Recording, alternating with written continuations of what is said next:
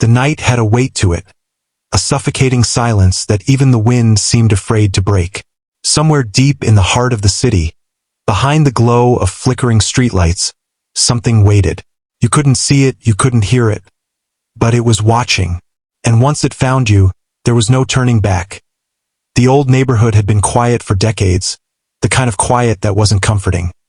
It was the kind that pressed against your chest and made it hard to breathe. Houses stood empty, their windows like dark, unblinking eyes staring into the street. Trash rustled in the alleys, carried by an indifferent wind. It was the perfect kind of place for secrets to fester. Liam had moved here for a fresh start, escaping the chaos of a city that had chewed him up and spat him out. He didn't believe in ghosts, curses, or the stories the locals whispered about the Black Picnic, an abandoned park where strange disappearances had happened for decades. But as he unpacked his boxes in the old, creaking house at the edge of the neighborhood, an uneasy feeling settled in his stomach. The first night was quiet enough, if you ignored the occasional groan of the house settling. But as the clock ticked past midnight, Liam heard it. A faint tapping at the window, slow and deliberate. He froze, staring into the blackness outside, convinced it was just a branch. Then the tapping became a scratching, as though something or someone was trying to get inside. He told himself it was nothing. Everyone told themselves it was nothing. But deep down, he knew the silence outside had a rhythm that didn't belong to the wind.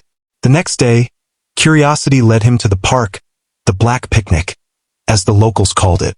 It was overgrown, the benches rotting, the swings swaying slightly despite the lack of wind. The air smelled stale, heavy, like something had been decaying there for years. A faint graffiti message on the wall read, "They see you when you're alone." Liam laughed it off nervously. It had to be some teenager's joke. But as he walked deeper into the park, he noticed things he couldn't explain. Footprints, barefoot, small and irregular, appeared in the mud but led nowhere. Shadows moved where they shouldn't, and the feeling of being watched became almost physical, pressing against him like a damp, invisible hand. By the time he returned home, the sun had dipped below the horizon, and the neighborhood had transformed. Darkness seeped into every corner, swallowing familiar shapes. That night, the tapping returned, this time from the front door. Not just tapping, scraping, heavy, deliberate, impatient. Liam's heart pounded. He whispered to himself, "It's just the house. It's just the house." But he couldn't shake the sense that something was already inside. Hours later, he awoke to whispers, not voices he could understand, but fragmented syllables that clawed at his mind. They came from the walls, from the floors, from the shadows themselves. Something had crossed the threshold of his home, something that didn't belong. And as he sat in the darkness, paralyzed with fear, he realized the truth. The stories weren't warnings. They were invitations. Liam didn't sleep that night. Every creak of the floorboards, every distant whisper of the wind, set his nerves on edge. The house, once a refuge from the chaos of his old life, now felt like a trap, walls closing in, ceilings pressing down, shadows pooling in corners where the light from his lone lamp couldn't reach. By morning, exhaustion had dulled his fear into a heavy, aching awareness. Yet the unease didn't fade. On his walk to the corner store, he noticed the same footprints from the park trailing along the sidewalk. Barefoot, irregular, stopping abruptly outside houses that looked abandoned, yet somehow occupied. Liam shook his head. Imagination. Sleep deprivation. He tried to convince himself, but things only got worse. That evening, he found small, disturbing signs inside his own home. Doors he knew he had locked were slightly ajar. Objects he was certain he had placed on the kitchen counter were scattered across the floor. A mirror in the hallway, fogged by the cold night, bore a single message written in condensation. "I'm closer than you think." Liam didn't know what to do. He called a friend, trying to laugh off the creeping dread. But the voice on the other end sounded muffled, distant, as if the person were speaking from underwater. Then came the silence. The line went dead. Not a busy signal, just nothing. Panic gnawed at him, sharp and insistent. He realized that what was happening wasn't random. The park, the footprints, the whispers, they were connected. And now, the presence had entered his home, embedding itself in the spaces he once considered safe. The following days became a waking nightmare. He would leave his apartment for work, only to return to subtle changes. The fridge door slightly open, chairs repositioned, the faint smell of wet soil and decay that clung to the air. Sometimes, when he passed mirrors or reflective surfaces, he would catch glimpses of movement behind him. Shapes so fast and fleeting that when he spun around, nothing was there.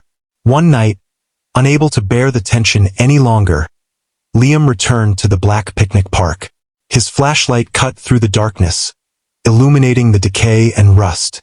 The swings moved in slow, deliberate arcs, and the benches were soaked with dew. But more than dew, it seemed, something else lingered there. He noticed a shallow pit, half covered by leaves and branches. The mud inside was disturbed, like something had been dragged beneath the surface.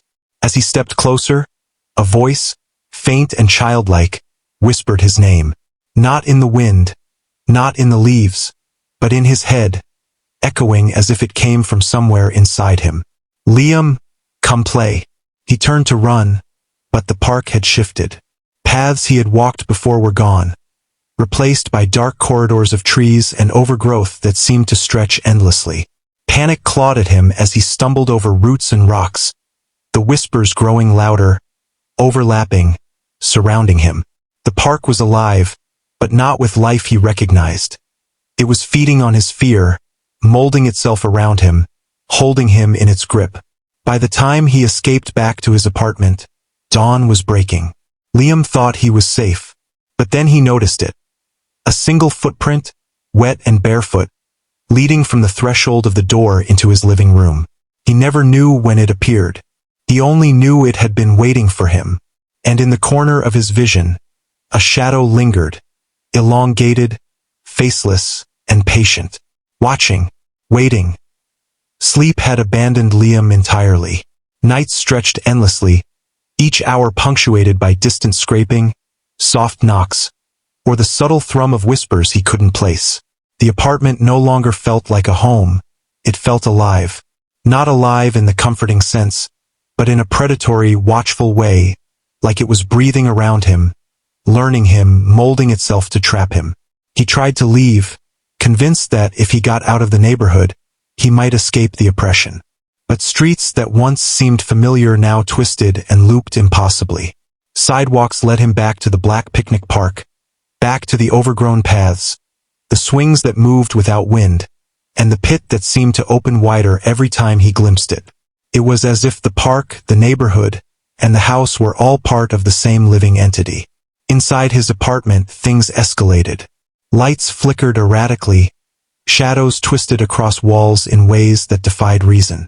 Doors slammed shut on their own, sometimes catching him off guard and sending him sprawling to the floor. Objects would shift slightly when he wasn't looking. A glass moved a few inches, a chair tilted, a photo frame twisted to face the wall. Each subtle change injected more fear, grinding down his sense of reality. Liam began noticing more disturbing signs. Footprints that weren't his own appeared on the carpet, leading from room to room, sometimes vanishing mid-step. Whispers became coherent words. "You can't hide. We're inside you." He tried recording the sounds on his phone, hoping for evidence, but each playback was distorted, incomprehensible. A warping of static and faint voices that seemed to crawl into his skull. One night, desperation pushed him to confront the presence. He stood in the center of his apartment, voice trembling, and shouted, "What do you want?" The silence that followed was heavier than any sound. Then, a voice, low, hollow, and unmistakably close, replied, "We've been waiting." Panic surged. He ran to the bathroom, locking the door behind him. The mirror reflected only himself, pale and trembling. But in the corner of the reflection, a shadow lingered, ever-shifting, faceless, dark. It didn't move like a human. It pulsed, expanded, then shrank, as if it were breathing. Liam's reflection stared back at him with wide, terrified eyes, but the shadow had no eyes, no features, just presence, intent, and hunger.